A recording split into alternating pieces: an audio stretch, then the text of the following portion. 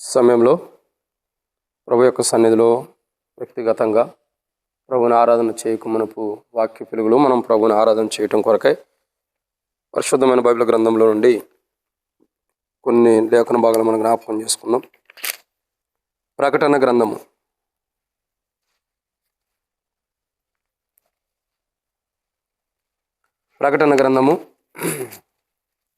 4వ అధ్యాయం. ప్రకటన గ్రంథము 4వ అధ్యాయము మనం చూసినట్లయితే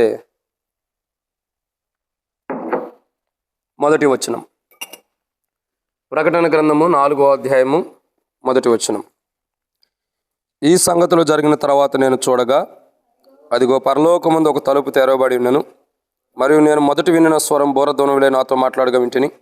ఆ మాట్లాడిన వాడు ఇక్కడికి ఎక్కిరమ్ము, ఇక మీదట జరగవలసిన వాటిని కనపరిచేదని నేను. కాబట్టి దేవుని వాక్యాన్ని చూసినట్టయితే ఒక మాట రాయబడుతుంది, ఏమనంటే ఇదిగో ఇక్కడికి ఎక్కిరమ్ము, ఇక మీదట జరగవలసిన వాటిని కనపరిచేదని అన్నాడు. సరే, జరగవలసినవి ఏంటన్నది తర్వాత మనం చూస్తాం, ఇంకా దాని గురించి మనం లోతుకి వెళ్ళాల. సో ఇక్కడికి ఎక్కి రమ్ము అంటే సంఘం ఎత్తబడుట. ఒక మాటలో ప్రకటన గ్రంథం 4వ అధ్యాయం మొదటి వచనము సంఘం ఎత్తబడుటని చూపిస్తుంది మనకి. కాబట్టి సంఘం ఎత్తబడుట, ఇక్కడికి ఎక్కి రమ్ము, దానికి ఒక సూచన అపోస్తలుడైన పౌలు తెస్సలోనికీయులకు రాసిన మొదటి పత్రికలో 4వ అధ్యాయం 15వ వచనం నుండి 17వ వచనం వరకులో పౌలు గారు ఈ రీతిలో చెప్తూ వస్తున్నాడు. అపోస్తలుడైన పౌలు తెస్సలోనికీయులకు రాసిన మొదటి పత్రిక 4వ అధ్యాయము మనం చూసినట్టయితే 15వ వచనం నుండి, మేము ప్రభు మాటను బట్టి మీతో చెప్పినదేమనగా, ప్రభు రాకడ వరకు సజీలమై నిల్చుండే మనము నిద్రించిన వారి కంటే ముందుగా ఆయన సన్నిధిని చేరము. ఆర్భాటంతోనూ ప్రధాన దూత శబ్దంతోనూ దేవుని బోరతోనూ పరలోకం నుండి ప్రభు దిగివచ్చును. క్రీస్తునందు మృతులైన వారు మొదట లేతురు. ఆ మీదట సజీలమై నిల్చుండే మనము వారితో కూడా ఏకంగా ప్రభువుని ఎదుర్కొన్నట్టుకు ఆకాశ మండలమునకును మేఘముల మీద కొనుకోబడదాము. కాగా మనము సదాకాలం ప్రభుతో కూడా ఉందాము. కాబట్టి ఇక్కడ మనం గమనించిన కోణం ఏంటంటే సంఘం ఎత్తబడుట. సంఘం ఏ రీతిలో ఎత్తబడుతుంది అన్నది పౌలు గారు ప్రకటన గ్రంథం 4వ అధ్యాయంలో ప్రభు చెబుతున్నాడు. ఆ సంఘం ఎలా ఎత్తబడిద్ది అన్నది పౌలు గారి యొక్క దేవుడు బయలుపరిచిన కోణంలో పౌలు గారు చెప్తున్న మాట ఏంటంటే, ఇక్కడ పౌలు గారు అంటాడు కదా, అపోస్తలుడైన పౌలు తెస్సలోనికీయులకు రాసిన మొదటి పత్రిక 4వ అధ్యాయం 15వ వచనం నుండి 17వ వచనం వరకు పౌలు చెబుతున్నటువంటి సన్నివేశాలు, ప్రభు చెబుతున్నటువంటి కోణం పౌలు చెబుతున్నటువంటి విధానం చాలా గొప్పది. అయితే 4వ అధ్యాయము మరి మొదటి వచనం నుండి 12వ వచనం వరకు కూడా చెప్పిన కోణాలు వేరు. అక్కడ వారు చేస్తున్న కార్యాలు, వారు చేస్తున్నటువంటి పనులు, అవన్నీ వారు ఎలా ఉండారో కూడా కొన్ని విషయాలు పౌలు చెబుతూ వస్తున్నాడు. అయితే తర్వాత పౌలు చెప్పేది ఏంటంటే, మీరు ఈ కోణాలు ఇలా ఉన్నారు. అయితే ఒక విషయం గమనించాల్సింది ఏంటంటే, మనకి ప్రభు రాబోతున్నాడు త్వరగా. ఆకాశ మేఘారుడే ప్రభు రాబోతున్నాడు కాబట్టి ప్రతి నేత్రము ఆయన చూసి రొమ్ము కొట్టుకునేది కాబట్టి మనం సిద్ధంగా ఉండాలి, మనం సంసిద్ధులై ఉండాలని పౌలు అక్కడ ఉన్నటువంటి తెస్సలోనికీలో ఉన్న ప్రజలకి తెలియపరుస్తున్న విధానాన్ని మనం చూస్తున్నాం.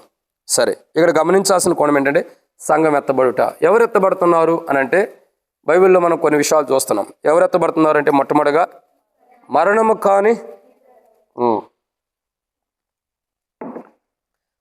కాని నిద్రలో ఉండేవాళ్ళు ఎత్తబడుతున్నారు. రెండోదిగా ఎవరు ఎత్తబడుతున్నారంటే సజీవులే కానీ జీవం కలిగిన వారు ఎత్తబడుతున్నారు అన్నది రెండవ కోణాన్ని మనం చూస్తూ వస్తున్నాం. సజీవులే కానీ జీవము కలిగినటువంటి వారు ఎత్తబడుతున్నారు. సో దీని గురించి ఇప్పటికే మరణం కాని నిద్రలో ఉండేవారి గురించి ఒక 5 వారాలు ధ్యానించాం. సజీవులే కానీ జీవం కలిగిన వారు ఎత్తబడుతున్నారు. ఏ జీవము, ఎలాంటి వారు, వాళ్ళు ఎత్తబడిన తర్వాత ఏం జరుగుతుంది అన్నది కొన్ని విషయాలు మనం చూస్తున్నాం.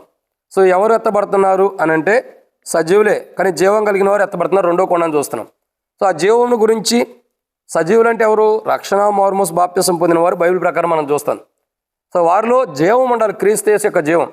వారు ఏ రక్షణ అయితే పొందారో క్రీస్తు ద్వారా, యేసు ప్రభు రక్తం ద్వారా అయితే ఏవైతే పాపాలు కడుక్కున్నారో తద్వారా వారిలో మరణమైన స్థితి నుండి తీసివేయబడి క్రీస్తు యేసు యొక్క జీవాన్ని ఎవరైతే పొందుకుంటూ వచ్చారో వారు, ఆ జీవాన్ని కాపాడుకున్న వారు ఏం చేయబడతారు? సంఘముగా ఎత్తబడే విధానాన్ని మనం చూస్తున్నాం. సరే, ఇప్పటికే దీని గురించి కొన్ని విషయాలు చూసాం.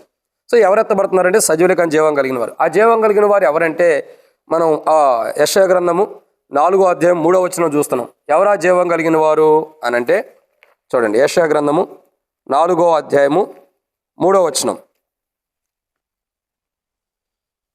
సియోన్లో శేషించిన వానికి, యెరూషలేములో నిలవబడిన వానికి, అనగా జీవం పొందుడికై యెరూషలేములో దాఖలైన ప్రతి వానికిని పరిశుద్ధుడని పేరు పెట్టెదరు. కాబట్టి యెరూషలేములో దాఖలైన వారు అంటే నూతన యెరూషలేములో ఎవరి పేరైతే దాఖలు చేయడానికి ఇష్టపడతారో వాళ్ళు జీవం కలిగిన వారుగా ఉంటున్నారు. జీవం పొందుటకై వాళ్ళు నూతన యెరూషలేములో తమ పేరును దాఖలు చేసుకోవడానికి ఇష్టపడ్డారు.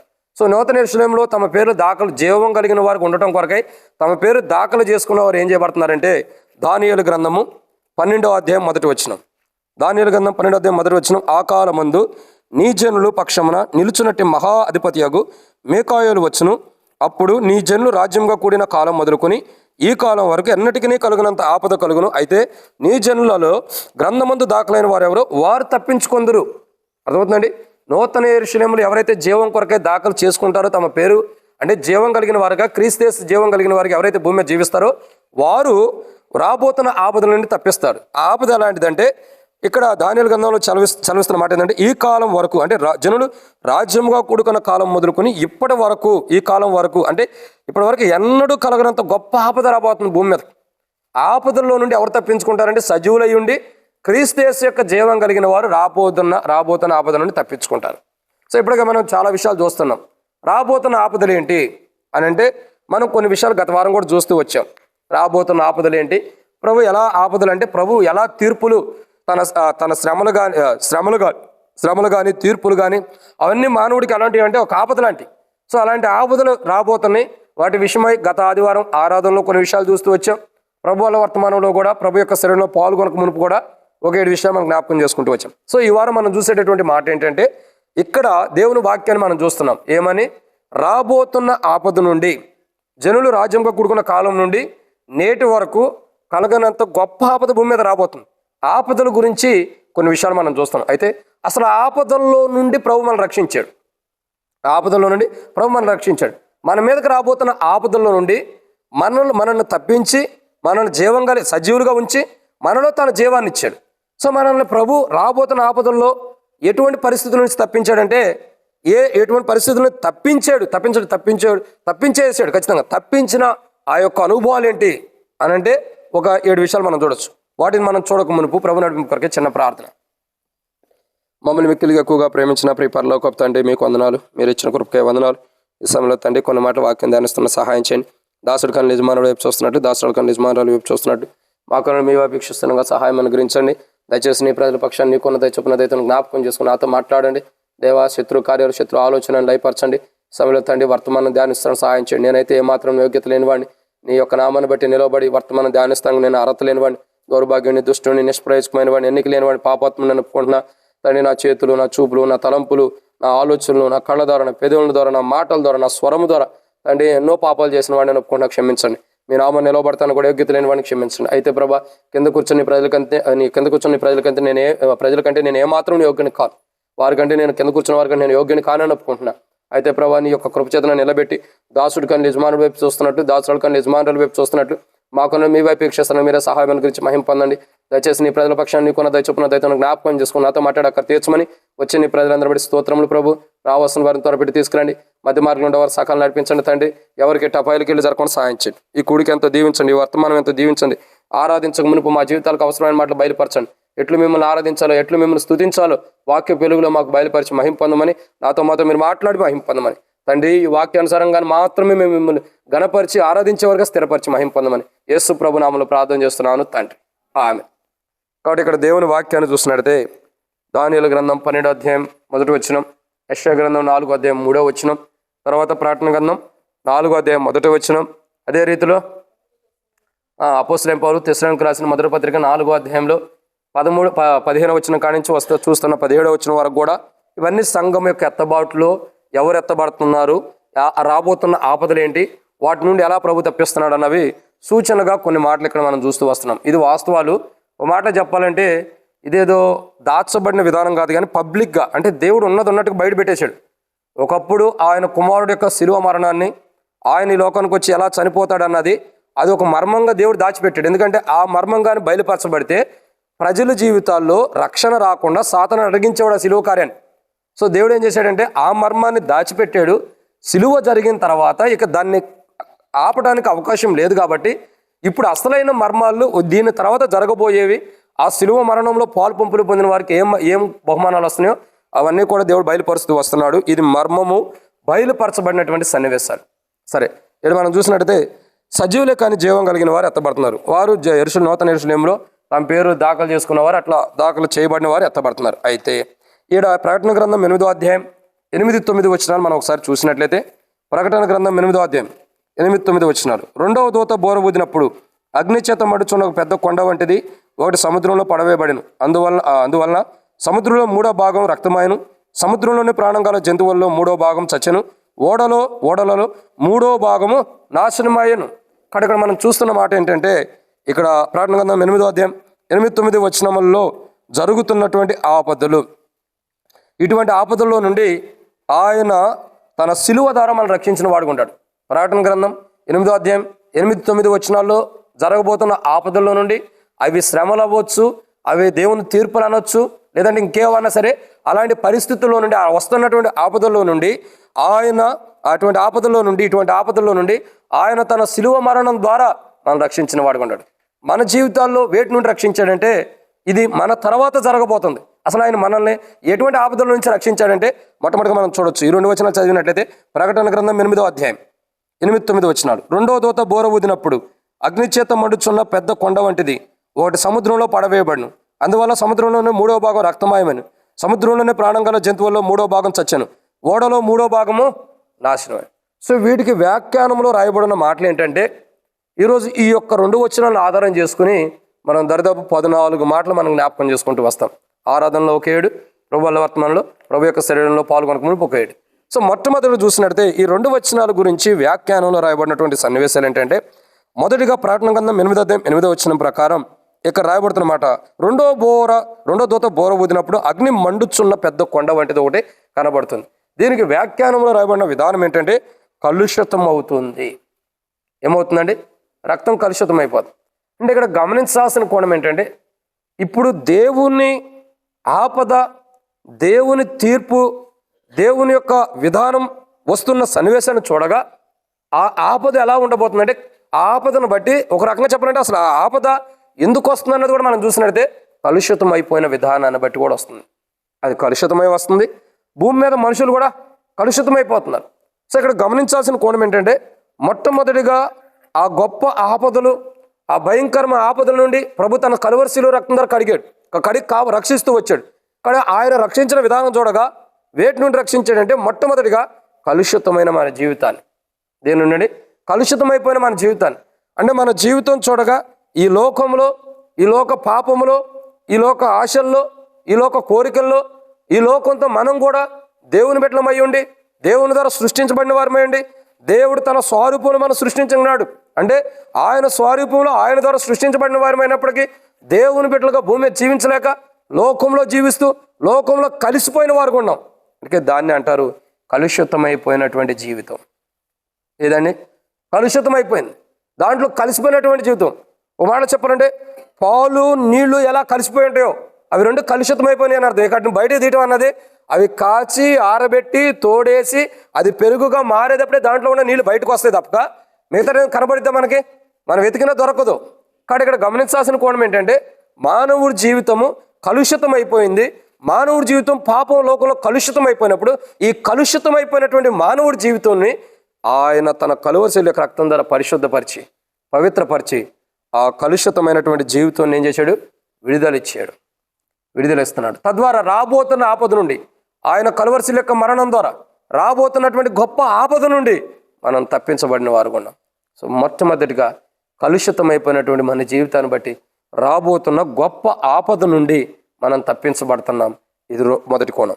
రెండో కోణం, ప్రకటన గ్రంథం 8వ అధ్యాయం 9వ వచనంలో, సముద్రంలోనే ప్రాణం గల జంతువుల్లో 3వ భాగం చచ్చెను, ఓడలలో 3వ భాగము నాశనమయ్యను. అంటే ఇక్కడ వ్యాఖ్యానం రాయబడిన కోణం ఏంటంటే, ఈ మాటల్లో నశించిపోతుందంట. ఏమైపోతుందండి? సమస్తం ఓడల్లో కానీ ఏదైనా సరే నశించిపోతున్న అనుభవం. దీన్నే మన జీవితాన్ని మనం పోల్చుకొని చూసినట్టయితే మనం కలుషితమైపోయిన వారు ఉంటున్నాము. రెండోదిగా చూస్తే నశించిపోయే వారు ఉంటున్నాం. ఏమవుతుందండి? నశించిపోతున్నాం. కానీ నశించిపోతున్న స్థితిలో మనం ఉన్నప్పుడు, అంటే లోకాన్ని బట్టి కానీ, ఇప్పుడు చూడండి, నేను ఒక మాట చెప్పమంటారా? ఏదైనా ఒక వస్తువు ఉందనుకోండి, దాన్ని మనం వాడలేదనుక అది ఏమైపోయింది, నశించిపోయింది, అంతే కదా. ఇప్పుడు ఒక బైక్ ఉంది, ఎక్కువ రోజులు వాడకపోతే ఏమైంది, అది తుప్పట్టిపోయి పాడైపోయి నశించిపోతూ ఉంటుంది, అంతే కదా. ఇంట్లో కూడా ఏదైనా ఒక విలువైన స్టీల్ వస్తువులు కొనుక్కొచ్చుకున్నప్పుడు వాటిని ఎక్కువ కాలం వాడకపోతే అది ఏమైపోతాయి, నశించిపోతాయి, అంటే తుప్పట్టిపోయి నశించిపోతూ ఉంటాయి. అంటే దీన్ని బట్టి అర్థం ఏంటంటే అది క్రమక్రమంగా ఏమైపోతుంది, దాని సారం అన్నది కోల్పోయి అది పూర్తిగా మార్పు చెందిపోతుంది. దానికి ఉండాల్సిన రూపాంతరాన్ని, దానికి ఉండాల్సిన స్వరూపాన్ని, దానికి ఉన్నటువంటి ఘనతను పోగొట్టుకుని అది వాడటం లేదు కాబట్టి, వాడబడలేదు కాబట్టి అది ఏమైపోతుంది, రాను రాను అది పాడైపోయే స్థితిలో కలిగింది. దాన్ని బైబిల్ ప్రకారం చూసినట్లయితే నశించిపోతున్నటువంటి అనుభవం. కాబట్టి మన జీవితాలు కూడా నశించిపోతున్న స్థితిలో ఉన్నప్పుడు లోకమును బట్టి, పాపమును బట్టి, ఏదో ఒక శరీరాశను బట్టి కానీ, లేదా ఈ లోకంలో మనం జీవిస్తున్న జీవితాన్ని బట్టి కానీ దేవుణ్ణి ఎరగలేక, దేవుణ్ణి నమ్మలేక, దేవుణ్ణి తెలుసుకోలేక మన జీవితం క్రమక్రమంగా నశించిపోతున్న స్థితిలో ఉన్నప్పుడు బైబిల్ రాయబడుతూ వచ్చింది, నశించిన దాన్ని వెతికి రక్షించడకు మనిషి కుమారుడు ఎడకొచ్చాడు. నశించిన దాన్ని వెతికి రక్షించడకు మనిషి కుమారుడు, చదవండి, ఎక్కడ రాయబడి ఉంది, ఎంతనా,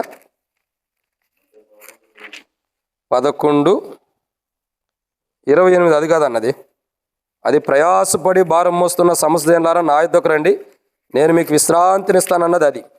సో నశించిపోతున్న దాన్ని వెతికి రక్షించడానికి మనిషి కుమారుడు వచ్చాడు. ఆ మాట చదవండి.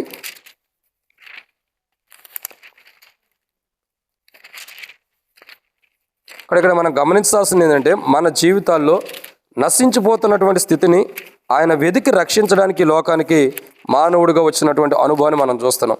ఆయన మానవుడిగా రావటం ద్వారా ఈ నశించిపోతున్న స్థితిలో ఉన్న మనం, నిత్య నరకానికి వెళ్ళబోతున్న మనం, నశించి నరకానికి వెళ్ళవలసిన మనల్ని, అంటే ఒక మాటలో చెప్పాలంటే యేసు ప్రభువు వారు యోహాను సువార్త 8వ అధ్యాయంలో కూడా కొన్ని సన్నివేశాలు చెబుతాడు. ఏంటంటే నేను నశించినటువంటి గొర్రెలేతకే వచ్చిందని, కానీ లోకాలోనే ఉంటుంది. చెప్పమ్మా, లోకాసు వార్త 19వ అధ్యాయం 10వ వచనం చదవండి. లోకాసు వార్త 19:10. నశించిన దాన్ని వెదికి రక్షించుటకు మనుష్య కుమారుడు వచ్చానని అతనితో చెప్పాను. అదే రీతిలో యోహాను సువార్త 8వ అధ్యాయంలో మనం చూసినట్టే కూడా కొన్ని విషయాలు రాయబడుతూ వస్తాయి. ఎందుకంటే ఆయన చేస్తున్న అద్భుతాలు, ఆయన చేస్తున్నటువంటి కార్యాలు, చాలా విషయాలు కూడా బైబిల్లో రాయబడుతూ వస్తున్నాయి. కాబట్టి ప్రియులారా, దేవుని వాక్యాన్ని చూసినట్టయితే ఆ నశించిన దాన్ని వెతికి రక్షించుటకు మనిషి కుమారుడు భూమి మీదకి వచ్చాను. ఈరోజు మనం గమనించాల్సిన సన్నివేశాలు ఏంటంటే ప్రియులారా, దేవుని వాక్యాన్ని చూసినట్టయితే నశించినటువంటి మనుషుల్ని, నశించిపోయి నరకానికి వెళ్ళిపోతున్న వారిని వెతికి రక్షించడానికి మనిషి కుమారుడు ఏం చేశాడు, ఈ లోకానికి వచ్చాడు. యోహాను సువార్త కాదు, క్షమించండి, మత్తయి సువార్త 15వ అధ్యాయంలో కూడా చూసినట్లయితే ఒక మాట రాయబడుతూ వచ్చింది. ఏమని అనంటే మత్తయి సువార్త 15వ అధ్యాయం 24వ వచనం, ఆయన ఇశ్రాయేలు ఇంటి వారై నశించిన గొర్రెల ఎదుక కానీ మరి ఎవరి ఎదుకు నేను పంపబడలేదు. సో ఇక్కడ ఈ లూకాసు సువార్తలో మనం చూసినట్లయితే నశించిన దాన్ని వెతికి రక్షించడానికి వచ్చాడు. మత్తయి సువార్త 15వ అధ్యాయం చూడగా నశించిపోతున్నటువంటి గొర్రెల యొద్దకే, ఇశ్రాయేలు ఇంటి వారే నశించిపోతున్నటువంటి గొర్రెల యొద్దకు ఆయన వచ్చిన వాడుకుంటాడు. అంటే ఇక్కడ గమనించాల్సిన కోణం ఏంటి, మన జీవితాల్లో ఆయన ఈ లోకానికి రావటం ద్వారా, ఆయన ఈ లోకానికి జన్మించడం ద్వారా నశించిపోతున్న మనల్ని, నశించి నిత్య నరకానికి వెళ్ళిపోవాల్సిన మనల్ని ఆయన మనం నశించిపోవడం ద్వారా ఆయన ఒక రోజు రాబోతున్న ఉగ్రత నుండి తప్పించడం కొరకై ఆయన కలువరిశిలో ప్రాణం పెట్టి చనిపోయి తిరిగి లేచి ఆయన మరణ భూస్థాపన పునరుద్ధానం ద్వారా నశించిపోతున్న మనల్ని వెతికి రక్షించి, నశించిపోతున్నటువంటి ఇశ్రాయేలు ఇంటి వారైనటువంటి గొర్రెల వలె ఉన్న మనల్ని వెతికి రక్షించడం కొరకై ఆయన ఈ లోకానికి వచ్చి కలువరిశిలో ప్రాణం పెట్టి ఆయన సిలువ మరణం ద్వారా నశించిపోతున్న మనల్ని ఏం చేశాడు, వెతికి రక్షించాడు. తద్వారా రాబోతున్న ఆపద నుండి కాపాడబడ్డాం. కలుషితమైన మనల్ని శుద్ధి చేయడం ద్వారా, పరిశుద్ధత కలిగి చేయడం ద్వారా ఏమైపోయింది, కలుషితమైన మన జీవితాన్ని పరిశుద్ధపరచడం ద్వారా రాబోతున్న ఆపదలను తప్పించబడ్డాం. నశించిపోతున్న మనల్ని ఆయన వెతికి రక్షించడం ద్వారా రాబోతున్న గొప్ప ఆపదల నుండి మనం తప్పించబడిన వారం. ఇది రెండవ మాట. మూడో మాటను చూసినట్లయితే ప్రకటన గ్రంథము 8వ అధ్యాయం 8-9 వచనాలు. ప్రకటన గ్రంథం 8వ అధ్యాయం 8-9 వచనం. 9వ వచనం, సముద్రములలో ప్రాణం గల జంతువుల్లో 3వ భాగం చచ్చెను, ఓడలో 3వ భాగము నాశనమయ్యను. కాబట్టి ఇక్కడ చూస్తున్న 3వ కోణం ఏంటంటే నాశనం అవుతున్నటువంటి సన్నివేశాన్ని చూస్తున్నాం. నశించిపోవడం వేరు, నాశనం అయిపోవడం వేరు. మీరు చూడండి, ఎవరిని మనం నాశనం అయిపోతున్నాం అంటాం? సహజంగా చెప్పండి, చెప్పండి, మీకు తెలిసిన ఏమన్నా ఉంటే చెప్పండి. ఎవరు నాశనం అయిపోతున్నావు అంటాం. ఎక్కువగా ఎవడన్నా తాగి తిరుగుతున్నారు అనుకో, నువ్వు నాశనం అయిపోతావు అంట.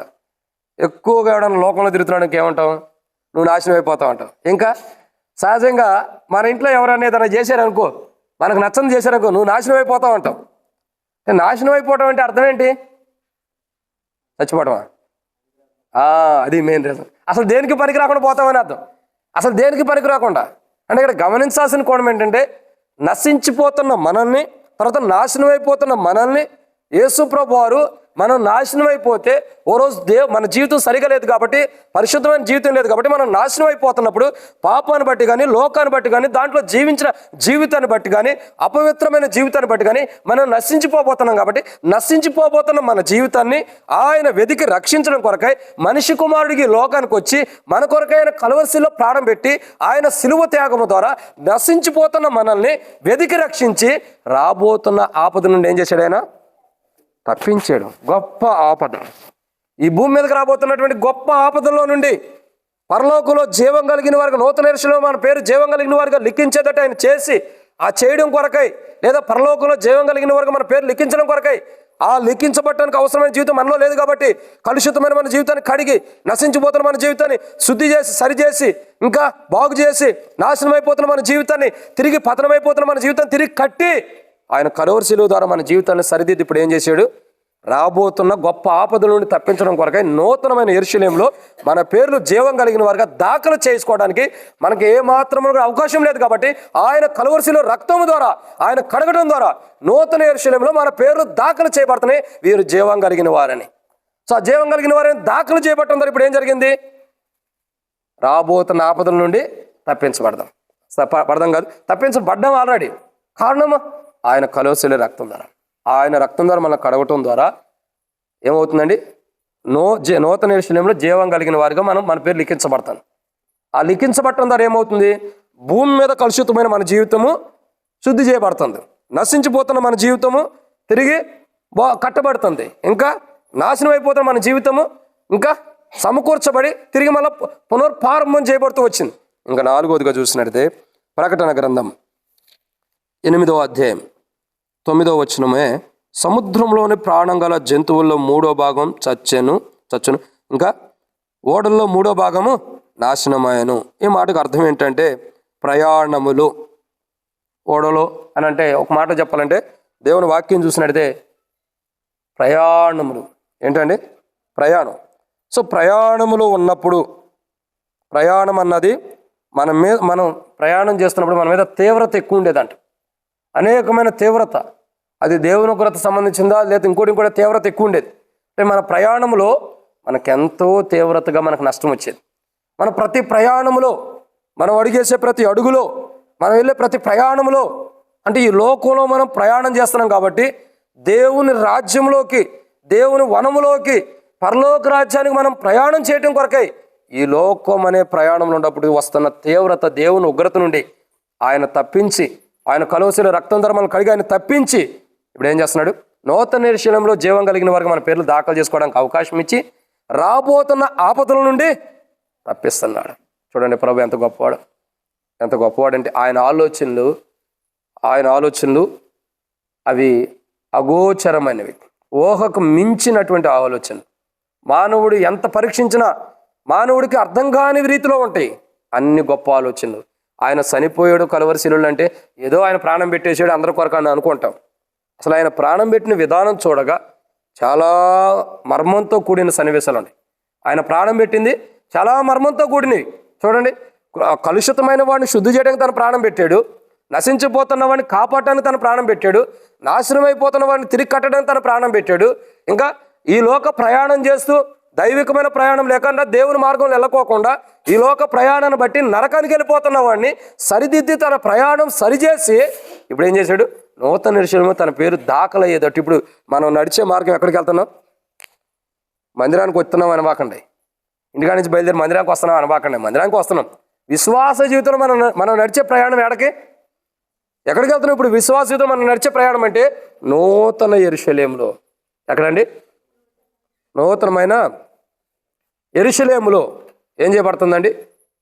నూతనమైన యెరూషలేములో ప్రవేశించి ఆ నూతనమైన యెరూషలేములో ఉండే ధన్యత దేవుడు గొప్ప ప్రయాణమును మనకు అనుగ్రహించాడు. మనం లోకంలో ప్రయాణం చేస్తున్నాం, ఈ లోక మాలిన్యంలో ప్రయాణం చేస్తున్నాం, ఈ లోకానుసారమైన వాటిల్లో మనం ప్రయాణం చేస్తూ వస్తున్నాం. కానీ యేసు ప్రభువు ఈ లోకానికి వచ్చి లోకము దాని ఆశలు గతించిపోతున్నాయి. గతించిపోయే లోకంలో మనం ప్రయాణం చేస్తూ మనం కూడా గతించిపోబోతున్న సమయంలో ఉన్నప్పుడు తీవ్రత కలిగి, ప్రయాణంలో తీవ్రత కలిగి నశించిపోతున్నటువంటి స్థితిలో, నాశనం అయిపోతున్న స్థితిలో, ఇంకా చెప్పాలంటే ఈ లోక ప్రయాణంలో మనం ఏమైపోతున్నాం, ఈ లోకం దాని ఆశలు గతించిపోతున్నాయి. గతించిపోయే స్థితిలో ఉన్నప్పుడు మన స్థితి కూడా గతించిపోతుంది. దాన్నే చాలామంది అనేమాట గతించిపోవటం అంటే అర్థం ఏంటి చెప్పండి. గతించిపోవటం అంటే అర్థం ఏంటి? మర్చిపోవడమా? అది ఇక కనబడకుండా పోవటం.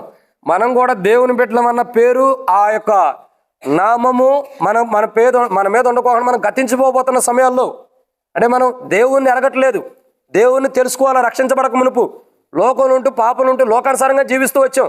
అంటే దాన్ని బట్టి ఏమైపోతుంది, మనం కూడా ఏమైపోతున్నాం, గతించిపోతున్న దినాలు మన జీవితాల్లో ఉన్నాయి. గతించిపోతున్న మనల్ని, కనబడుకోకుండా మరుగైపోతున్న మనల్ని, కనబడుకోకుండా నాశనం అయిపోతున్న మనల్ని తిరిగి ఆయన తన సంఘంలో మనల్ని ఏం చేశాడు, సమకూర్చాడు. ఇప్పుడు మనం ఎక్కడ కనపడుతున్నాం అంటే అసలు కనబడుకోకుండా పోవాల్సిన వారం ఇప్పుడు ఏడ కనపడుతున్నాం? మనల్ని ఎవరైనా చూడాలంటే ఏడ కనపడుతున్నాం? మా ఇంటికాడ కనపడుతున్నా అనుకోకండి. ఆత్మానుసారంగా ఎక్కడ కనపడుతున్నామంటే క్రీస్తులో కనపడుతున్నాం. ఇప్పుడు మనల్ని ఎవరైనా చూడాలంటే మనం ఎక్కడ ఉంటున్నాం? క్రీస్తులో ఉంటున్నాం. అంటే అర్థం ఏంటి? గతించిపోవలసిన మనల్ని, ప్రయాణం తీవ్రతను బట్టి, ఈ లోక ప్రయాణాన్ని బట్టి, తీవ్రతను బట్టి గతించిపోవలసిన మనల్ని ఇప్పుడు ఏం చేశాడు ఆయన? క్రీస్తులో మనల్ని ఉంచాడు. ఆ తీవ్రత, ఆ గతించిపోయే జీవితం నుండి తిరిగి లేవనెత్తి ఆయనలో మనల్ని ఉంచుకున్నాడు. దాన్ని బట్టి మనం ప్రభువుని ఆరాధించే వారికి ఉండాలి. ఇది ఎన్నో మాట? 4. 5వ విషయాన్ని చూద్దాం. ప్రకటన గ్రంథం 8వ అధ్యాయం 9వ వచనంలోనే సముద్రంలోని ప్రాణం గల జంతువుల్లో 3వ భాగము చచ్చెను, ఓడలలో 3వ భాగము నాశనమాయను. అంటే ఇక్కడ ప్రాణము, దేవుని వాక్యాన్ని చూసినట్టయితే చాలా విషయాలు మనకి ఇక్కడ కనబడుతున్న మాట ఏంటంటే, ఇవంతా వ్యాఖ్యానంలో చాలా వివరంగా రాయబడుతూ వచ్చింది. ఏంటంటే బైబిల్లో క్షుణ్ణంగా ఒక వచనంలో రాయబడుతూ వచ్చింది, కానీ దీని గురించి వ్యాఖ్యానంలో చాలా విషయాలు. కాబట్టి దీంట్లో ఇంకో కోణం ఏంటంటే ప్రాణం కోల్పోయే స్థితి. ఎలాంటి స్థితి అండి? ప్రాణం కోల్పోయే స్థితి. చూడండి, అక్కడ సముద్రంలోని ప్రాణం గల జంతువుల్లో 3వ భాగం చస్తుందంట. దాని వ్యాఖ్యానంలో ఏమన్నదంటే ప్రాణం కోల్పోయే స్థితి. ఏంటి? ప్రాణమే కోల్పోయే స్థితిలో మనం ఉంటాం. ప్రాణాన్ని కోల్పోయే స్థితిలో అంటే మన ప్రాణమును జీవం కలిగిందిగా లేకుండా, జీవదాయకమైనదిగా లేకుండా మన ప్రాణాన్ని మనం కోల్పోయే స్థితిలో ఉన్నాం. అలాంటి స్థితిలో ఉన్నప్పుడు యేసు ప్రభు వారు మన కొరకై కలువరి శిలువ ఆయన ప్రాణం పెట్టి, ఆయన కలువరి శిలువ యొక్క మరణ భూస్థాపన ద్వారా ఆయన ప్రాణం పెట్టి చనిపోయి తిరిగి లేకొట్టడం ద్వారా, ఆయన మరణ భూస్థాపన పునరుద్ధానం ద్వారా ఏం జరుగుతుందండి? ఇప్పుడు ఏం జరుగుతుంది? ఇప్పుడు ఆయన మరణ భూస్థాపన పునరుద్ధానం ద్వారా మన జీవితాల్లో ప్రాణాన్ని కోల్పోతున్న మనకి మరలా జీవం ఇవ్వబడుతూ వచ్చింది. ఇప్పుడు ఏమైందండి? జీవం ఇవ్వబడుతుంది. ఇప్పుడు మనలో ఏముంది? జీవము. అదే కదా, ఎవడైనా క్రీస్తునందు నెల పాతవి గతించిన, ఇదిగో సమస్తమును కొత్తవాయను. యేసు ప్రభువారిలో ఏముంది? క్రొత్తదనం ఉంది. దానికి ఇంకో పేరు ఏముంది? నేనే మార్గమును సత్యమును జీవమును అన్నాడు. ఆయనలో ఉండ జీవం. నేనే జీవాహారమునై ఉన్నాను అన్నాడు. ఆయనలో ఉండ జీవం. ప్రాణాన్ని కోల్పోయి జీవాన్ని కోల్పోబోతున్న మనకి ఆయనలో ఉండ జీవం అన్నది ఏం చేయబడింది? అనుగ్రహించబడుతూ వచ్చింది. ఆయనలో ఉండ జీవం మనకు అనుగ్రహించబట్టం ద్వారా ఇప్పుడు ఏం జరుగుతూ వచ్చిందండి? మన ప్రాణం కోల్పోయే స్థితిలో ఉన్న మనల్ని ఆయన జీవం ఇవ్వటం ద్వారా లేవనెత్తబడ్డాం. అదే కీర్తనల గ్రంథంలో ఉంది, జిగట గల దొంగ ఊబిలో నేను కూరిపోయినప్పుడు నన్ను లేవనెత్తితివని బైబిల్లో రాయబడుతూ వచ్చింది కీర్తనల గ్రంథం. అంటే అర్థం ఏంటండి? మన ప్రాణం కోల్పోయే స్థితిలో ఒక్క మాట చెప్పమంటారా? ఒక్క మాట చెప్పాలంటే, ఇక నా పని అయిపోయింది, ఇక నా ప్రాణం పోబోతుంది, నా పరిస్థితి అయిపోయింది అనుకున్న క్షణంలో ఆయన నేనున్నాను అని ఆయన హస్తాన్ని మనకిచ్చి, తన దక్షిణ హస్తం బాహుబలం చేత మనల్ని తాకి ఏం చేస్తున్నాడు? స్వస్థపరిచాడు. అదే మొన్న కూడా కృతజ్ఞత కూడికలో చూస్తున్నాం. యెషయా గ్రంథం 59వ అధ్యాయం 1వ వచనంలో, రక్షింపనేరుకున్నట్లు యెహోవా హస్తము. ఒక వ్యక్తి ఊబిలో కూరుకుపోయినప్పుడు, ఒక వ్యక్తి లెగలేని స్థితిలో ఉన్నప్పుడు ఆ వ్యక్తికి తన హస్తాన్ని ఇచ్చి, తన ప్రాణం అయిపోయింది అనుకున్నప్పుడు, దేవా నా ప్రాణము మునిగిపోయింది, నా ప్రాణం నశించిపోతుంది, నా ప్రాణం పోతుంది అనుకుని దేవుని వైపు చూసినప్పుడు ఆ ప్రాణము ముగింపు స్థితిలో ఉన్న వ్యక్తి, మరణ పంచుల్లో ఉన్న వ్యక్తి దేవుని వైపు చూసినప్పుడు నువ్వు చావరాన్ని దేవుడు విడిచిపెట్టాడా? లేదు. పాపం అనే మరణంలో మనం ఉండం. పాపం అనే స్థితిని బట్టి మనకు మరణాన్ని తెచ్చుకుంటూ పాపాన్ని బట్టి మరణ పంచుల్లో ఉండం మనల్ని. అలా పాపంలో మనం చనిపోవడం ఆయనకి ఇష్టం లేక దేవుడు తన కుమారుని లోకాన్ని పంపి మన కొరకే కలువరిశిలో ప్రాణం పెట్టేటట్టు చేసి ఆయన కార్చిన రక్తం ద్వారా మరణ పంచుల్లో ఉన్న మనల్ని, నువ్వు అట్లాగే పాపం వల్ల చావు అనుకోకుండా, నువ్వు పాపంలో ఉండటం మంచిది కాదు, నువ్వు నిత్యత్వంలోకి రావాలని ఆ పాపములో ఉండ మనకి, మన ప్రాణం పోతున్న స్థితిలో ఉన్న మనకి ఆయన చెయ్యి ఇచ్చి లేవనెత్తి, నువ్వు ఆ పాపంలోనే చనిపోకూడదు, నీ పట్ల నా ప్రణాళిక ఉంది, నీ పట్ల నా ఉద్దేశం ఉందని ఆయన చెయ్యిచ్చి లేవనెత్తి ఇప్పుడు ఏం చేస్తున్నాడు? తన జీవాన్ని ఇచ్చి నడిపించాడు. నేను ఒక మాట చెబుతా ఇక్కడ ఏంటంటే, వాస్తవానికి నా ఉద్దేశంలో నేను చెబుతున్నా, నా జీవితంలో జరిగినవి, ఎవరిని ఉద్దేశించి కాదు, అది ఇంకో కోణంలోనే దేవుడు చేస్తాడు. ఇప్పుడు ఇంత సౌందర్యంగా ఈ మందిరం నిలబడటానికి మెయిన్ రీజన్ ఏంటి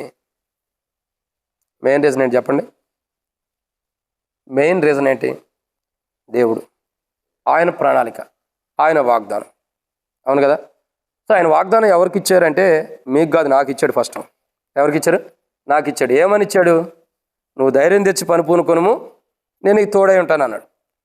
సో దేవుడు మొదటి కార్యములు ఉండి తన దాసుని ఏం చేశాడు? నడిపిస్తూ వచ్చాడు. సరే, దేవుడు ఇచ్చిన వాగ్దానం బట్టి మీకే ఇచ్చాడు అన్నది మీ వ్యక్తిగత సాక్ష్యాలు మీకు ఉంటాయి. నా సాక్ష్యం చెబుతున్నా. దేవుడు నాకు ఇచ్చాడు, పని పూనుకున్నాం, కొన్ని చిన్నగా సమాధానం ఉన్న పని అయితే ఆగల. అవునా? పని అయిపోయింది, కంప్లీట్ అయిపోయింది. దేవుని మందిరాన్ని ఎంత ఘనంగా ఆరాధన చేసుకుంటున్నాం. ఈరోజు ఇక్కడి నుంచి నేను బొమ్మ అనేవాడు ఎవడన్నా ఉన్నాడా? ఎందుకు ఉండడు? ఇది నీ దేవుని మందిరం, నువ్వు కష్టపడి దేవుని కొరకే నిర్మాణం చేసుకున్న మందిరం. ఇప్పుడు ఈ మందిరం నుంచి అక్కడంటే రూమ్ రెంట్ కొన్నప్పుడు ఎప్పుడు పోతారు రెంట కడతానికి వెళ్ళినప్పుడల్లా ఎప్పుడు ఖాళీ చేస్తారే? ఇప్పుడు ఎవరన్నా అడుగుతారా ఖాళీ చేయమని? ఉండదు. ఎందుకని? అది దేవుడు మనకిచ్చింది. ఇంత ధన్యతలకు రావడం కారణం ఏంటి? దేవుడు తన కృప తన దాసుడికి ఇచ్చి గణపరిచిన విధానాన్ని బట్టి. ఇది మీరు అవునన్నా కాదన్నా, ఎవరు మందిరం కట్టారంటే మహిమదాసు ఉన్నప్పుడే కట్టాడు అంటారు. ఆ పేరు శాశ్వతంగా ఉండిపోయింది. ఉండదా? ఆ పేరు కోసం మేము కట్టలేదులేండి. మరి చాలామంది అట్లాంటి ఆలోచనలు ఉంటారు. ఉండిపోయింది. ఎందుకని? ఇది దేవుని ప్రణాళికలో పలానా దాసుడు ఉన్నప్పుడు కట్టించేవాడిని. అది దేవుని ప్రణాళిక. ఇప్పుడు నేను ఇంకో మాట చెబుతా చూడండి. 2011లోనే నేను ఒక పెద్ద ఊబిలో కూరుకుపోయి నేనేం చేస్తూ వచ్చానంటే, ఈ జీవితం నాకొద్దు అని ఊరి పెట్టుకుని చచ్చిపోవాలనుకున్నా. ఏమనుకున్నాను? ఊరి పెట్టుకుని చచ్చిపోవాలనుకున్నా. అప్పటికి నేను టాటా కంపెనీలో జాబ్ చేస్తున్నాను, మంచి పొజిషన్లో ఉన్నాను. సో అంటే నేను ఖాళీగా ఉండి సేవకు రాలేదండి, జాబ్ రిజైన్ చేసి సేవకు వచ్చా. కాబట్టి చాలామంది అనుకుంటారు ఈయన పని పాట లేకుండా సేవకు వచ్చాడని. నెవర్. ఖచ్చితంగా జాబ్ రిజైన్ చేసే సేవకు వచ్చాము, అది మాకు తెలుసు. ఇంకా నాకు రావాల్సిన ఇన్సెంటివ్స్, శాలరీ ఇవ్వాల. మధ్యలోనే దేవుడు మాట్లాడాడు, సేవ సమర్పించుకున్నానని చెప్పని హిందువులు వాళ్ళందరూ కూడా వాళ్ళు ఏం చేశారు? నాకు రావాల్సిన శాలరీ ఇవ్వాల, తర్వాత ఇన్సెంటివ్స్ కూడా రావాలి. 2011లో ఒక 25,000 30,000 అంటే అర్థం చేసుకోండి ఇప్పుడు ఎంత ఉంటాయో. ఇవ్వనన్నారు. నువ్వు మళ్ళీ జాబ్కి వస్తే ఇస్తా, లేకపోతే ఇవ్వనన్నారు. నీ డబ్బులు వద్దు, దేవుని అడిగా, అంతకంటే ఎక్కువ నేను నిన్ను ఆశీర్వదిస్తా, దాన్ని వదిలిపెట్టే అన్నాడు. పోయేవా అట్టా పోతావు, ఇక దాన్ని విడిచిపెట్టేస్తే అంతకంటే ఎక్కువ ఇస్తానన్నాడు. ఇప్పుడు దేవుడు నాకు అంతకంటే ఎక్కువ ఇచ్చాడు. ఇవ్వలేదా? సమృద్ధి ఇచ్చాడు. అంటే నేనేదో మీ దగ్గర నుంచి గుంజుకున్నాను కాదు, మీ దగ్గరకు వచ్చి ఏ రోజు కూడా నాకు రూపాయి కావాలి ఇవ్వండి, నాకు తక్కువ అయిపోయింది నేను ఏ రోజు అడుక్కున్నాను మీ దగ్గర? అడుక్కోవాల్సినంత అవసరం లేదు. ఎందుకంటే ఉచితంగా నా పరిస్థితి ఏదో ఉంది, నాకు ఎట్లేవు, నా పిల్లలకి ఎట్లా ఉందని ఏ రోజు వచ్చి అడుక్కున్నానా? ఆ స్థితి నాకు దేవుడు తీసుకురాలా. ఒక మాదిరికారంగా ఉంచాడు తప్పక అడుక్కోవాల్సినంత అవసరం నాకు లేదు. నేనేమంటానంటే, ఆ రోజే చనిపోవాల్సిన వాడిని ఊబిలో పడిపోయినప్పుడు, ప్రభా ఈ జీవితం నాకు వద్దు, నా పరిస్థితి ఎలా ఉంది, నా కుటుంబ పరిస్థితులు ఎలా ఉంటాయి అని ఆర్టీసీ క్రాస్ రోడ్ దగ్గర విఎస్టీ పవర్ స్టేషన్ దగ్గర పక్కనే మాకు ఒక రూమ్ ఉండేది, డబుల్ బెడ్రూమ్. సో దాంట్లో అంటే కేసీఆర్ ఇచ్చిన డబుల్ బెడ్రూమ్ కాదండి, మేము రెంట్ తీసుకున్నాం. సో దాంట్లో ఉన్నప్పుడు ఏం జరుగుతూ వచ్చిందంటే, నేను ఒక్కడనే ఉండా, అందరూ ఆయా పనుల మీద బయటికి వెళ్తాం, ఊర్లకి వెళ్తాం జరిగింది. ఒక్కడనే ఉన్నప్పుడు నాకు ఎందుకు ఒక ఆలోచన వచ్చింది, నువ్వు బ్రతకటం ఎందుకు, చనిపోయాను, బ్రతకాలన్న ఆలోచన లేదక, చనిపోవాలని. అటు ఫ్యాన్ చూసుకుంటే ఫ్యాన్ చూసి ఉరేసుకోమంటుంది, ఇంకా బాత్రూమ్కి వెళ్తే బాత్రూంలో పడి చనిపోమంటుంది, సింక్ దగ్గరికి వెళ్తే సింక్లో పడి చనిపోమంటుంది. సింక్లో ఎవడన్నా పడి చచ్చిపోతాడా? అంటే ఆలాపనాలు వచ్చేస్తా, నువ్వు చనిపో, బ్రతకడం మంచిది కాదని. ఇట్లా కాదు, ప్రార్థన చేసే ఇటు అప్పటికే పాపాలు ఒప్పుకొని జీవితం మార్చుకుని ఉండా. ప్రభా ఇటు జీవితం మార్చుకున్నాను కదా, మరి ఇలా అనిపిస్తుంది. ఎలా అనిపిస్తుంది? నువ్వు బ్రతకడం వేస్ట్, నీ వల్ల ప్రయోజనం లేదు, నీకు ఇలాంటి కుటుంబ సమస్యలు ఉన్నాయి, ఇలాంటి వేదన ఉంది, ఇలాంటి బాధ ఉంది, నువ్వు బ్రతకడం దేనికి, వీటి తట్టుకునే కానీ నువ్వు చచ్చిపోవడం మంచిదని ఆలాపన వస్తుంది. ఉరిపెట్టుకుందామని సిద్ధమయ్యా, ప్రార్థన చేశా. ప్రభా, పాపాలు ఒప్పుకున్నా కదా, పాపాలు ఒప్పుకోకపోతే చచ్చిపోయినా అది వేరుకుంటే దగ్గర నరకానికి వెళ్తాం. మరి పాపాలు ఒప్పుకున్నా కదా, మరి ఇప్పుడు చనిపోవాలనిపిస్తుంది కదా, పరిస్థితిని తట్టుకోలేక ఎట్ట ప్రభు అని చెప్పని, సరే ఏదైతే నీకు మాట చెబుదానని చెప్పని ప్రార్థన చేసాం మోకాళ్ళ నుంచి. ఏమని, ప్రభా ఇదిగో నేను చచ్చిపోబోతున్నా, నా ప్రార్థన చూడండి ఎట్టుందో, నేను చచ్చిపోబోతున్నా కాబట్టి నువ్వు నన్ను నరకానికి అయితే పంపించొద్దు. ఎడ పంపించొద్దు? అసలు బైబిల్ ఏమంటుంది, పిరికివారు దేవుని రాజ్యానికి వస్తారా? ఇప్పుడు పిరికితనంతో లోకాన్ని జయించలేక మనం చచ్చిపోయామనుకో, పరిస్థితిని జయించలేక దేవుని రాజ్యానికి వెళ్తామా? కానీ నా తెలియతే అట్లాంటి తెలుసా, దేవుని చెబుతున్నాం కదా, అంటే దేవుని చెప్పి చచ్చిపోతున్నాం కాబట్టి దేవుడు పరలోకం ఇస్తాడు అనుకుని ఏం చేశాను, ప్రభా నీ చిత్తమైతే నువ్వు నన్ను పరలోకం అయితే తీసుకో ప్రభా, నేనైతే చచ్చిపోతే ఈ లోకంలో నేను ఉన్నానని ప్రార్థన చేసుకుంటూ వచ్చా. ప్రార్థన చేస్తుంటే దేవుడు ఒక మాట మాట్లాడాడు. ఏంటంటే, సరే నువ్వు చనిపోతే చనిపోదు, కానీ నువ్వు ఎక్కడ రక్షించబడ్డావో, ఎక్కడ పాపాలు ఒప్పుకున్నావు, మందిరంలో హెబ్రోన్కి వెళ్ళి అక్కడ ప్రార్థన చేయి, నేను చనిపోతున్నానని అప్పుడు వింటాను అన్నాడు. ఓహో, అంటే దేవుడు వింటాడేక, నేను చచ్చిపోవడం దేవునికి కూడా ఇష్టమే.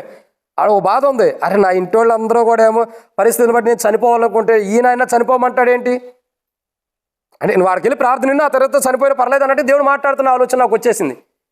సర్లే, ఏదైతే దేవుడు ఆలకించాడు, ఇంకో కోణం ఏంటంటే దేవుడు నా ప్రార్థన విన్నాడు, నేను చనిపోయి దేవుడు తెలుసు కదా అని చెప్పని హెబ్రోన్కి వెళ్ళా.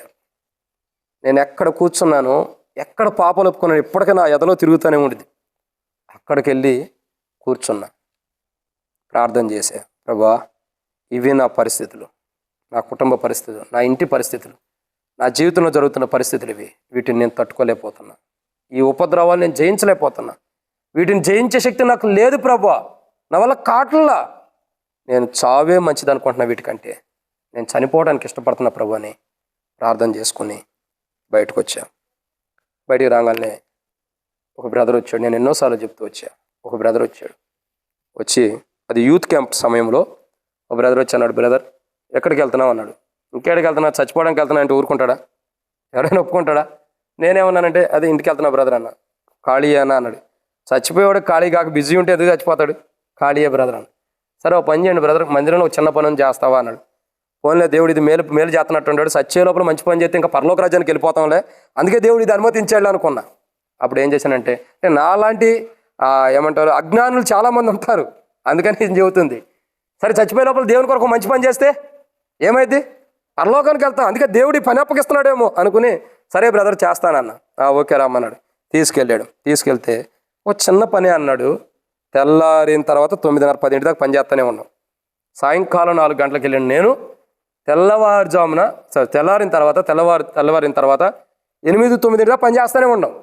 నైట్ 1 గంట నిద్రపోయాం, మళ్ళీ చేస్తూనే ఉన్నాం. చేసిన తర్వాత పొద్దున్నే లేస్తే నాకు 9:30 అవుతుంది. నేను 10 గంటలకు డ్యూటీకి వెళ్ళాలి ఆఫీస్కి. లేచి పని చేస్తూనే ఉన్నాను. బ్రదర్తో చెప్పా, బ్రదర్ నా టైం అయిపోయింది, నేను 9:30 అయింది, నేను 10 o'clock కల్లా మరి డ్యూటీకి వెళ్ళిపోవాలి, ఇంటికి వెళ్ళి రెడీ అయిపోయి డ్యూటీకి వెళ్ళాలని చెప్పి అన్న. సరే అన్న, ఓకే అని ప్రార్థన చేసుకున్నాం, పంపించారు. నేను కూడా వెళ్ళిపోయిన తర్వాత వెళ్ళక ముందు బండి దగ్గరకు వచ్చినప్పుడు నాకు ఒక ఆలోచన వచ్చింది. ఎందుకంటే ఆ బండి తీసుకుని ఇంటికి బయలుదేరిపోయే ముందు ఆయన వచ్చాడు. సరే ఆ బండి దగ్గర రాగానే ఇంకొక ఆలోచన వచ్చింది. అరే అసలు నేను హెబ్రోన్కి ఎందుకు వచ్చాను, నేను ఎప్పుడు ఆదివారం ఒక రోజు తప్పక మిగతా రోజుల్లో మందిరానికి రాను కదా. నా ప్రణాళిక ఏంటంటే 2011లో ఆదివారం అంటే దేవుని మందిరం వెళ్ళాలి అన్న ఒక క్రమంలోనే వచ్చేసేవాడిని. అంత మించిగా దేవుని మందిరం ఏంటో తెలిసేది కాదు. మరి ఇదేంటి, దేవుని మందిరానికి ఎప్పుడు వచ్చి ఏ పని చేసినాను కాదు, చివరిలో కూర్చునేవాడిని. ఇప్పుడు ఒక 5 పిల్లర్లు పెంచారు ఎర్మోన్లో. అంతకుముందు 15 పిల్లర్లే ఉండే. ఆ 15 పిల్లలు 12 పిల్లలు 13 పిల్లల దగ్గర కూర్చునేవాడిని. కూర్చుని ఆ ఆరాధన అయిపోగానే, ఆరాధన అవటంతోనే ఏం చేసేవాడిని, గబక్కనే అందరూ ఆరాధన అయిన తర్వాత టేబుల్ వర్తమానంలో చేయెత్తుతారు కదా, నేను అందరినీ చూసుకునేవాడిని. అందరూ కళ్ళు మూసుకుని చేయెత్తేవాడు. నేనేం చేసేవాడిని, ఆపటే బైబిల్ తీసుకుని బయటకు వెళ్ళిపోయేవాడిని. బయటకు వెళ్ళిపోయి ఇక అక్కడి నుంచి సినిమాకి వెళ్ళేవాడిని అన్నమాట. ఎందుకంటే అది 1:30, 2 o'clock లోపు అక్కడ టేబుల్ వర్తమానం. 2 o'clockకి చక్కగా అది ఏమంటారు మ్యాట్నియో మార్నింగ్ మ్యాట్నియో ఏది అంటారు, ఆ షోకి వెళ్ళిపోయేవాడిని. వెళ్ళిపోయి ఇదే బైబిల్ సినిమా హాల్లోకి వచ్చేది, దీంట్లో సినిమా టికెట్ ఉండేది.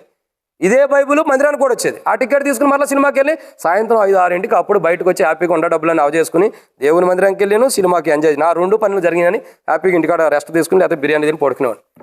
అట్లాంటి జీవితం. మరి ఇదేంటి, దేవుని మందిరానికి వెళ్ళాను, మరి నేను అంత దౌర్భాగ్యం ఆలోచించేయండి. బైబుల్ తీసుకుని మందిరానికి వెళ్ళి వెళ్ళేటప్పుడు ఈ బైబిల్ సినిమా టికెట్ పెట్టుకుని మళ్ళీ ఇదే బైబిల్ ఎక్కడికి తీసుకెళ్ళేవాడిని, సినిమా హాల్కి కూడా తీసుకెళ్ళేవాడిని. అంటే చూడండి ఎలాంటి దౌర్భాగ్యమైన స్థితిలో. రక్షించబడిన తర్వాత, చనిపోవాలనుకున్న తర్వాత, ఈ కార్యం జరిగిన తర్వాత నేను అక్కడికి వచ్చి ఆలోచన చేస్తుంది ఇదే. ఏంటి నేను ఎందుకు వచ్చానని ఒక్కసారి నా మైండ్ మొత్తం రివైండ్ చేసుకుంటే అప్పుడు అర్థమైంది, నేను చనిపోవటానికి వచ్చాను కదా. నాకు ఎలాంటి ఆలాపన వచ్చిందంటే, అప్పుడు హెబ్రోన్కి వెళ్ళి ప్రార్థన చేసుకోమన్నప్పుడు బండి తీసుకుని వెళ్తుంటే అప్పుడు డివైడర్లు ఉండే, ఇప్పుడు ఫ్లైఓవర్లు వచ్చేసినాయి. మెట్రో కానీ ఇంకా స్టీల్ ఫ్లైఓవర్ ఇవన్నీ వచ్చినాయి, అప్పుడు లేవు, సిగ్నల్స్ ఉండే. ఆ చౌరస్తాలో కూడా వెళ్తుంటే ఆ మార్గంలో కూడా బావుర్చి ఎదురు నువ్వు డివైడర్ ఉందే దానికి గుద్దాయి అవతల పడిపోతావు, లారీలు బస్సులు వస్తున్నాయి దాని కింద పడిపోతే తొందరగా చచ్చిపోతావు. ఇలాంటి ఆలోచనలు. నేనేమనుకుంటున్నానంటే ఎటు చావాలనుకున్నా కదా, దేవుడు కూడా హెబ్రోన్కి వెళ్ళి ప్రార్థన చేసి రమ్మన్నాడు కదా, కొద్దిగా ఆలస్యం చేద్దాం, ఏమైతే ఎప్పుడైనా చావటమే కదా, తొందరపడి ఎందుకు చావటం, మందిరికి వెళ్దామని వెళ్ళా. తిరిగి వచ్చిన టైంలో పైకి దగ్గర రాగానే దేవుడు ఆలోచన చేశా, అసలు నేను ఎందుకు వచ్చాను ఇక్కడికి మందిరం కాడికంటే. అప్పుడు ఆలోచన వచ్చింది, నేను చనిపోవాలని ప్రార్థన చేసినప్పుడు దేవుడు తన మందిరంకి వెళ్ళి నువ్వు ఎక్కడ రక్షించబడు అక్కడ ప్రార్థన చేయమన్నప్పుడు నేను ప్రార్థన చేసే దేవుని మందిరం అంటే నాకు ఎప్పుడో దగ్గరకు ఉంది కాబట్టి అలా చెప్పాడు. వెళ్ళి ప్రార్థన చేసినప్పుడు దేవుడు నేను ప్రార్థన చేసిన తర్వాత బ్రదర్ను పంపించి దేవుని మందిరంలో పని అని చెప్పని ఆ పని చేపిస్తాం ద్వారా రాత్రల్లా పని చేయించిన తర్వాత ఆ పనిలో నిమగ్నం అయిపోవటం ద్వారా నేను చావాలనుకున్న ఆలోచన పోయింది నాలో. అప్పుడు ఆలోచన చేశాను, నేను చనిపోవడానికి కొరకే ప్రార్థన చేసుకోవడానికి వచ్చినాను కదా, ఎప్పుడో నిన్నే చనిపోవాల్సిన వాడిని, మరి ఇవాళ దాకా ఉండాలంటే. అప్పుడు అర్థం చేసుకున్నా, నా పట్ల దేవుని ప్రణాళిక ఏదో ఉంది, అందుకే దేవుడు నన్ను చావనివ్వాల. అప్పుడు స్టార్ట్ చేసిన విశ్వాస జీవితం వెనక్కి తిరిగి చూడకుండా అప్పుడు నా ప్రయాణం స్టార్ట్ అయింది. ఎందుకంటున్నానంటే అప్పుడే చనిపోతే ఇప్పుడు ఈ మందిరం కట్టడానికి దేవుడు ఎవరినో వాడుకునేవాడు. బహుశా ఇప్పుడు ఏదో కాదో కూడా తెలియదు నాకు తెలిసి. ఇంకా రెంట్లలోనే రూముల్లోనే ఉండేవాళ్ళం, ఇంకా ఆడే ఉండేవాళ్ళం, ఆడే జీవించేవాళ్ళం. అయ్యేది కాదు నాకు తెలిసి. నేను పట్టుదలతో ఉండబట్టి ఎవరెవరన్నా కాదన్న పట్టుదల కలిగి కట్టాలన్న తీర్మానం మీద వచ్చాను కాబట్టి ఇది జరుగుతూ వచ్చింది దేవుని కృపను బట్టి. ఇది ఎవరెవరన్నా కాదన్న వాస్తవం. నేనేమంటానంటే ఇంత గొప్ప మందిరానికి నేను కట్టానని నేను అంటలా, దేవుడు అంతగా వాడుకున్నాడు. అదే నేను లేకపోతే దీని ప్రణాళిక ఇంకో విధానం ఇంకోటి ద్వారా దేవుడు వాడుకుని ఉండేవాడేమో, తర్వాత సంగతి. అని ఈ ఘనత కొరకే దేవుడు నన్ను బ్రతికించాడని నాకు ఆలోచన. ఎందుకు చెబుతున్నా అంటే ఆ రోజు చనిపోవాల్సిన స్థితిలో ఉన్నప్పుడు ఆయన చేతిని నాకు ఇచ్చి నువ్వు చనిపోతావా, నా పని చేయాల్సింది చాలా ఉన్నప్పుడు నువ్వు ఎడ చచ్చిపోతా, నేను ఒప్పుకుంటానా దానికి అని ఆయన తన స్వహస్తాన్ని ఇచ్చి రక్షింపనేరకున్నట్లు యెహోవా హస్తం కురచ కాలేదు కాబట్టి ఊబిలో చిక్కుకుపోయి ప్రాణాన్ని కోల్పోయే స్థితిలో ఉన్న మనకి ఆయన ఏం చేశాడండి, తన చేతినిచ్చి లేవనెత్తి ఇప్పుడు ఏం చేశాడు, మన ప్రాణాన్ని తన స్వహస్తాలు ఇచ్చి మన ప్రాణాన్ని లేవనెత్తి ఇప్పుడు సజీవులుగా చేశాడు. ఇదే విధానం క్రీస్తులో కూడా ఈ లోకాన్ని బట్టి నశించిపోవాల్సిన మనల్ని దేవుడు క్రీస్తులో సజీవులుగా చేశాడు. దాన్ని బట్టి మనం ఏం చేయాలా, ఈ సజీవులుగా చేయడం ద్వారా రాబోతున్న మనం తప్పించబడ్డాం. ఇదన్నమాట. 5 6 విషయాన్ని చూద్దారండి. ప్రకటన గ్రంథం 8వ అధ్యాయం 8వ వచనం. 2వ దూత బోర ఊదినప్పుడు అగ్నిచేత మండుచున్న ఒక పెద్ద కొండ వంటిది ఒకటి సముద్రంలో పడవేయబడెను, అందువలన సముద్రంలోని 3వ భాగము రక్తమాయను. కాబట్టి ఇక్కడ 6వ కోణం ఏంటంటే 2వ దూత బోర ఊదినప్పుడు ఇది దేనికి సూచన అంటే ఇది దేవుడు భూమిపైకి తెచ్చే తీర్పులకి ఒక భాగం, తీర్పుల్లో ఒక భాగం అంట. ఇది భూమి మీదకి దేవుడు తీసుకొస్తున్నటువంటి లేదా దేవుడు అనుమతిస్తున్న తీర్పులు అంట. ఏంటండి ఇది భూమి మీదకి దేవుడు తీసుకువస్తున్నవి కానీ లేదా దేవుడు భూమి మీదకి అనుమతిస్తున్న తీర్పులు.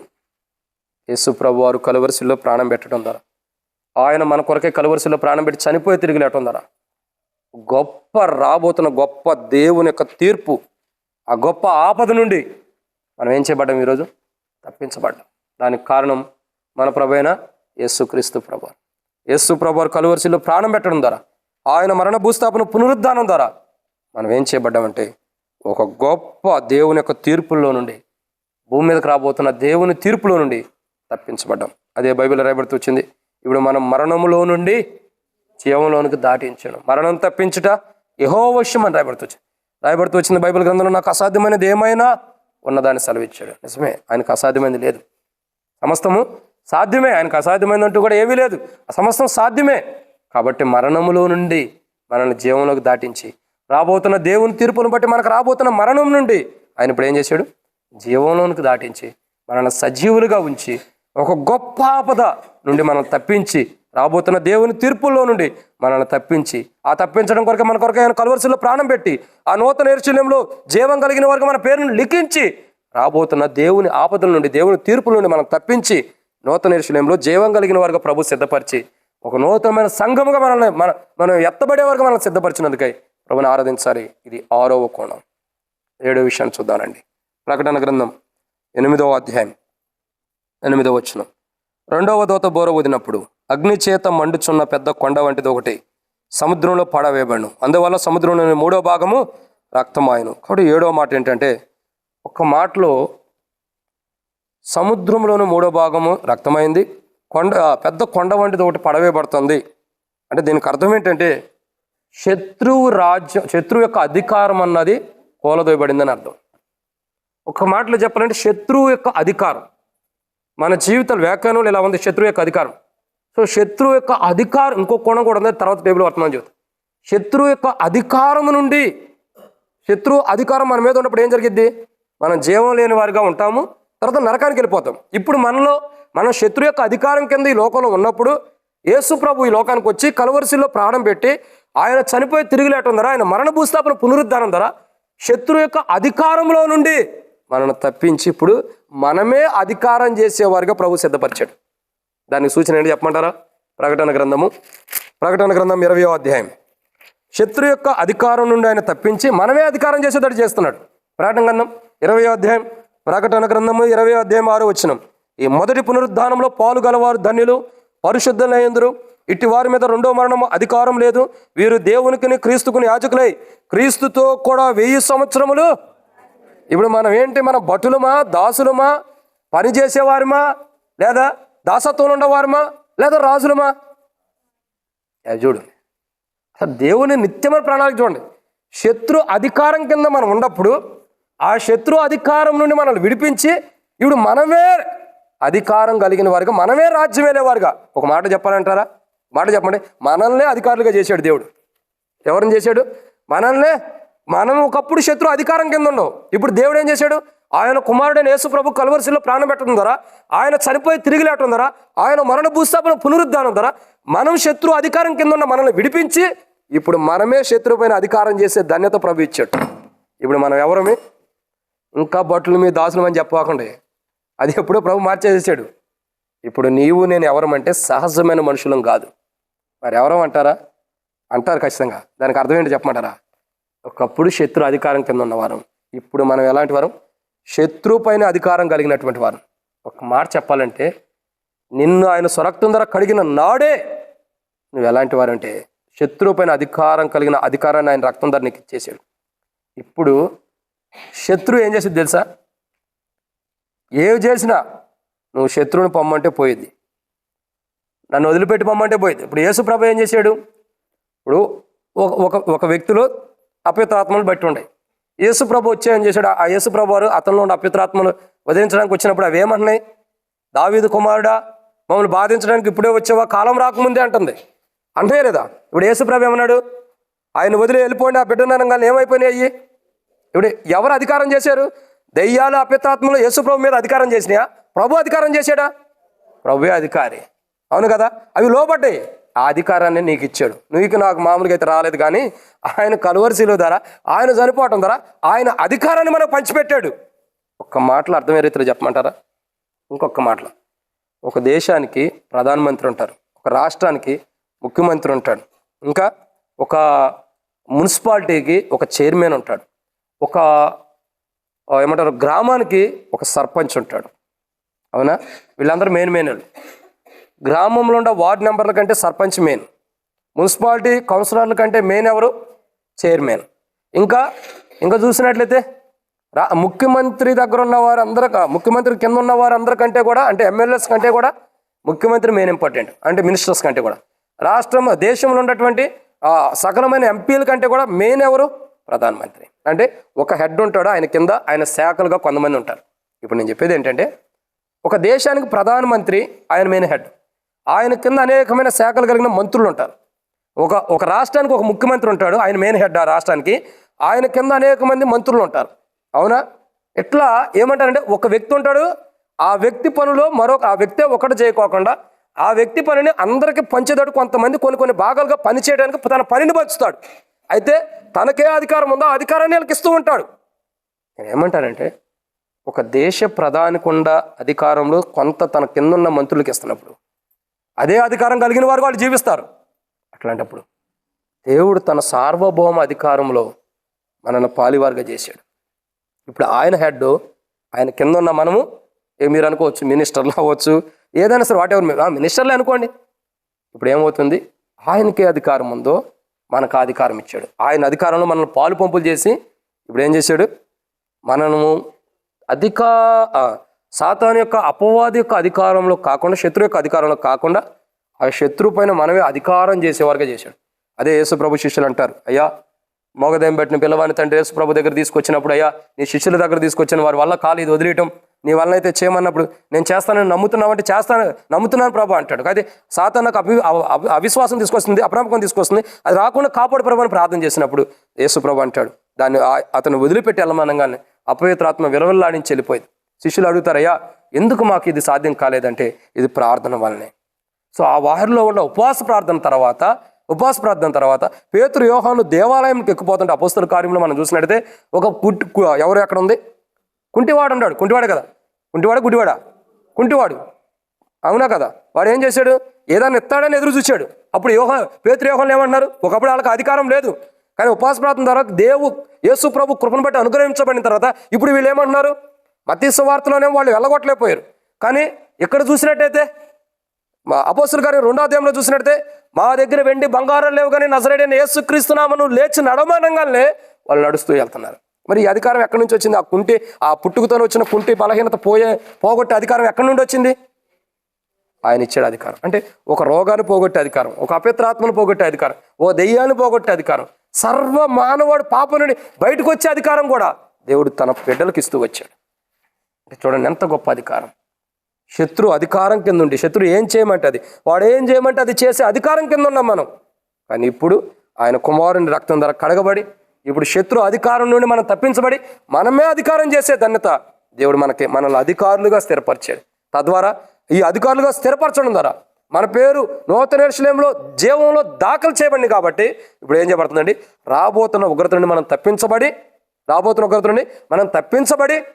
నూతన యెరూషలేములో జీవం కలిగిన వారికి మన పేరు దాఖలైంది. కాబట్టి ఇప్పుడు మనము సంఘముగా ప్రభు వచ్చిన ఎత్తబడి భూమి మీదకి రాబోతున్న ఆపదల నుండి మనం తప్పించబడిన వారమై సంఘముగా ఎత్తబడి సంఘముగా ప్రభు సిద్ధపరిచి సంఘముగా జీవం కలిగిన వారిగా ఆ నూతన యెరూషలేములో మన పేరు దాఖలు చేసి ఇప్పుడు ప్రభు ఉగ్రత రాకమునిపే ఆ ఉగ్రత నుండి మనం తప్పించి, ఆ తీర్పు నుండి ఆపద నుండి తప్పించి ఆ నూతన యెరూషలేములోకి మనల్ని తీసుకెళ్ళటం కొరకై యేసు ప్రభు చేసిన బలి అర్పణ బట్టి, ఆ బలియాగాన్ని బట్టి ప్రభుని ఆరాధించేవారుగా మనం ఉందాం.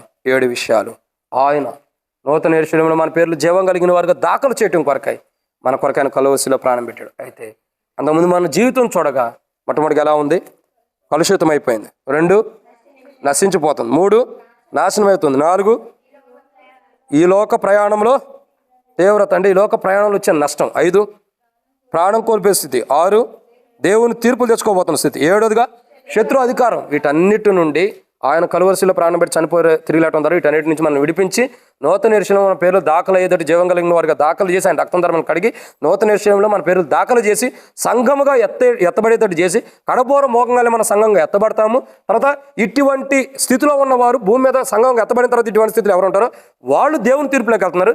అయితే మనం ఆ తీర్పులో నుంచి తప్పించబడి జీవంలోకి వెళ్తున్నందుకై ప్రభు ఆ జీవం ఇవ్వడం కొరకు కలువరిసిలో ఆయన చేసిన త్యాగాన్ని బట్టి ప్రభుని ఆరాధించే వరకు ఉన్నట్టు ప్రభు మనకు సహాయం చేయను గాక. ఆమేన్.